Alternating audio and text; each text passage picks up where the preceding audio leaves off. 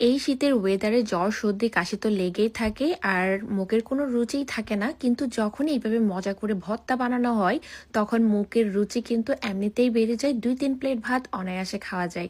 তো ফার্স্টেই হচ্ছে আমি একটি বেগুন নিয়ে নিলাম আর বেগুনটাকে গোল করে কেটে নিয়েছি। বেগুনের সাইজটা অনেক বড় হওয়াতে আমি 2 টুকরা করে নিচ্ছি।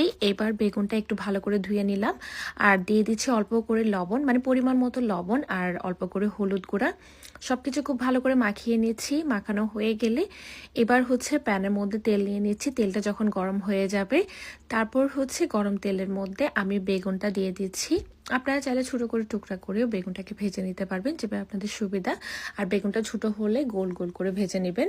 তো এখন হচ্ছে বেগুনটাকে এপাশ ওপাশ উল্টিয়ে গোল্ডেন ব্রাউন করে ভেজে নিয়েছি।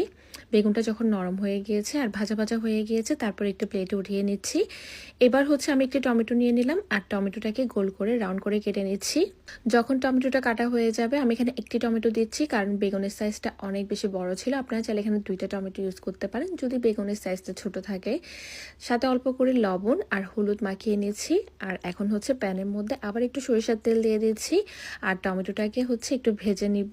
সাথে কয়েকটা চিংড়ি মাছ নিলাম আর চিংড়ি মাছের মধ্যে লবণ হলুদ দিয়ে দিয়েছি। সেমভাবে ওইটাও মাখিয়ে নিচ্ছি। চিংড়ি চাইলে আপনারা স্কিপ করতে পারেন, বা দিলে খেতে বেশি ভালো লাগবে। এবার চিংড়িটাকে হচ্ছে আমি ভালো করে টমেটো আর চিংড়িটা ভেজে নিয়েছি আর দুইটাই প্লেটে উঠিয়ে নিচ্ছি। আর সেম প্যানের মধ্যে আমি আরো অল্প করে সরিষার তেল দিয়ে এখানে কিছু শুকনা মরিচ ভেজে নিব। শুকনা মরিচটা আপনাদের পছন্দ মতো বাড়িয়ে বা কমিয়ে দিতে পারবেন। আমি এখানে প্রায় 8-9টার মতো শুকনা মরিচ দিয়েছি। এবার শুকনা মরিচটাকে লবণ দিয়ে খুব ভালো করে মাখিয়ে নিতে হবে। লবণটা দেওয়ার সময় একটু বুঝে দিতে হবে, যেহেতু আমরা সবখানেই লবণ দিচ্ছি অল্প অল্প করে। এবার মরিচটা খুব ভালো করে হাতে মাখিয়ে নিতে হবে। যখন মরিচটা খুব ভালো করে মাখানো হবে তারপর হচ্ছে আমি একটি পেঁয়াজ দিয়ে দিচ্ছি। পেঁয়াজটা কুচি করে কেটে নিয়েছি আর পেঁয়াজটা মরিচের সাথে খুব ভালো করে মাখাতে হবে যতক্ষণ পর্যন্ত পেঁয়াজটা একদম নরম হয়ে না যায়। যখন দেখবেন পেঁয়াজটা নরম হয়ে গিয়েছে তখনই হচ্ছে এটা ডান। এই ভর্তা বানানোর সময় পেঁয়াজ আর মরিচটা যদি নরম না হয় তাহলে কিন্তু খেতে ভালো লাগে না।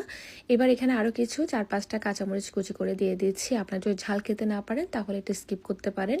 তো এখন হচ্ছে ভাজা চিংড়ি আর টমেটোটা দিয়ে দিলাম আর টমেটোর খোসাটা ফেলে দিচ্ছি। টমেটো আর চিংড়িটাকে খুব ভালো করে ম্যাশ করে নিতে হবে।